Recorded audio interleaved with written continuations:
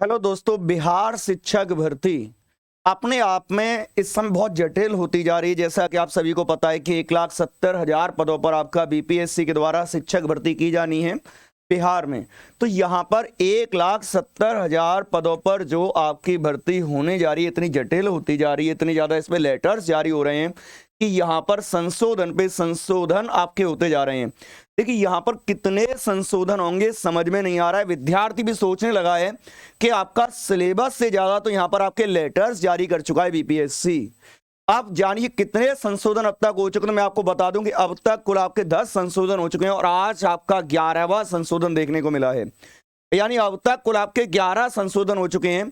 BPSC अब तक आपकी 11 लेटर जारी कर चुकी है। कभी आपका होता है कि आपके जो सीटेड अपेयरिंग वाले हैं वो अप्लाई कर पाएंगे नहीं कर पाएंगे, इस पर आपका लेटर जारी होता है।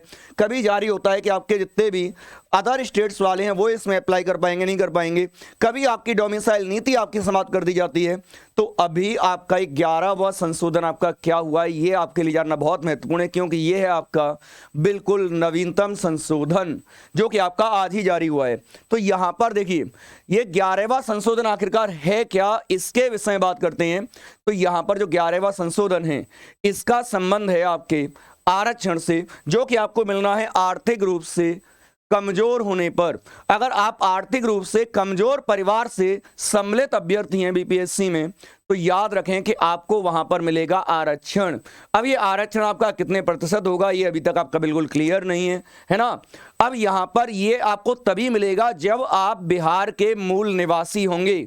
और आप पर किस कंडीशन में, एक तो कंडीशन ये हो गई आप भारत के आपके बिहार के आप मूल निवासी होने चाहिए, और इसमें दूसरी स्थिति है वो आपकी ये है कि मूल निवासी होने के साथ साथ आपकी जो आय है यानी आपकी जो इनकम है वो होनी चाहिए 8 लाख रुपए से कम।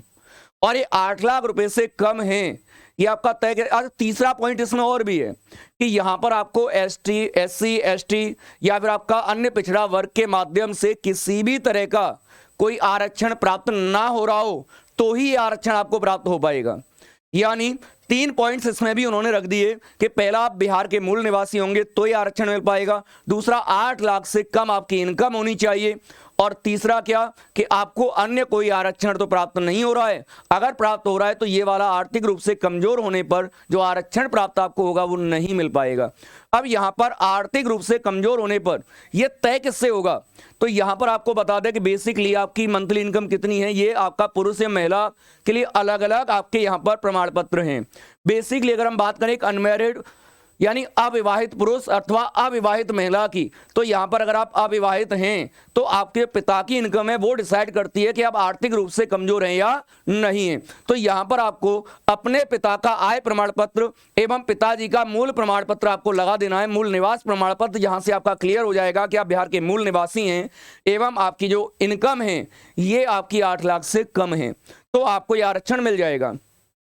अब मान लीजिए कि आप विवाहित हैं, अगर आपका यहां पर विवाहित हैं तो आप ध्यान पुरुष हैं, अगर आप तो पुरुष हैं तो आपका तो यहां पर पिता के माध्यम से ही क्लियर हो जाएगा कि आप पिता से ही आपका मूल प्रमाण पत्र और पिता की आपका आय प्रमाण पत्र आप लगा देंगे, वहां से क्लियर हो जाएगा। लेकिन आपकी जो महिलाएं होंगी उनको देने होंगे आपके 2 प्रमाण पत्र, यानी एक प्रमाण पत्र नहीं मांगा है आप विवाहित महिलाओं से, आपके 2 प्रमाण पत्र मांगे गए हैं। वो कौन कौन से कि यहां पर आपको एक तो दिखाना है अगर आप अपने पति के साथ रह रही हैं। ऑब्वियस सी बात है जो विवाहित महिला होंगी अपने पति के ही साथ में रहेंगी, तो अगर पति के साथ में रह रही हैं तो यहां पर पति के प्रमाण पत्र आपको प्रस्तुत करने होंगे, है ना। यहां पर पति का आय प्रमाण पत्र आपको लगाना होगा, और साथ ही आपके लिए अनिवार्य होगा पिता का मूल निवास प्रमाण पत्र लगाना। यानी आय प्रमाण पत्र आपको किसका लगाना है, आय प्रमाण पत्र लगाना है आपको अपने पति का।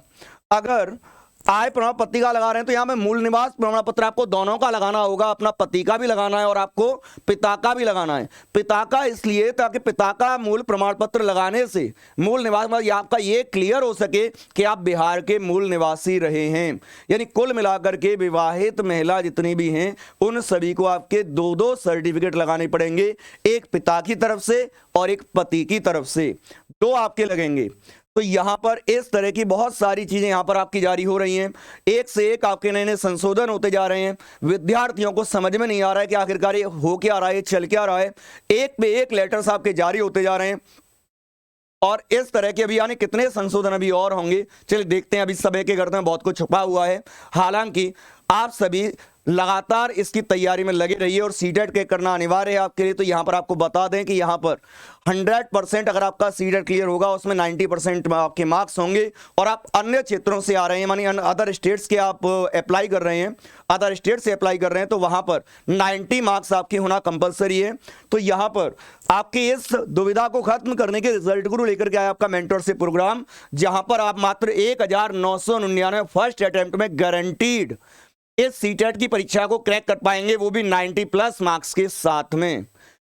और ये आपका बता दें, आपको 100% रिफंड बैच है। अगर आपका ये सीटेट एग्जामिनेशन क्रैक नहीं होता है तो 100% रिफंड आपको मिलेगा, लेकिन ऐसा बेटा जी होगा नहीं, क्योंकि हम ये वादा नहीं दावा कर रहे हैं कि इस बार आपका सीटेट क्रैक रिजल्ट गुरु के साथ में हो जाएगा।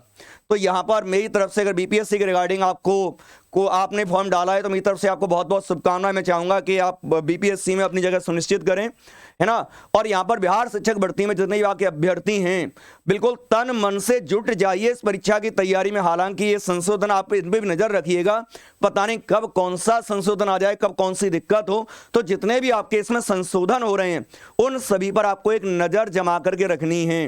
हालांकि मैं आपकी दुविधा समझ रहा हूं कि बीपीएससी का जितना सिलेबस है, जितना उसने सिलेबस अब तक जारी किया है, मुझे लग रहा है कि उससे ज्यादा तो वो लेटर्स जारी कर देगा। तो यहां पर हमें बुक एक अलग चीज है, लेकिन हमें तैयारी तो करनी है, पढ़ाई तो करनी है, तो उसमें भी हमें एंगेज रहना है। तो पढ़ाई पर भी आपको नजर रखनी है, पढ़ाई के साथ साथ जो आपके संशोधन होते जा रहे हैं उन पर भी नजर रखनी है। आपको मेरी तरफ से बहुत बहुत शुभकामनाएं। धन्यवाद।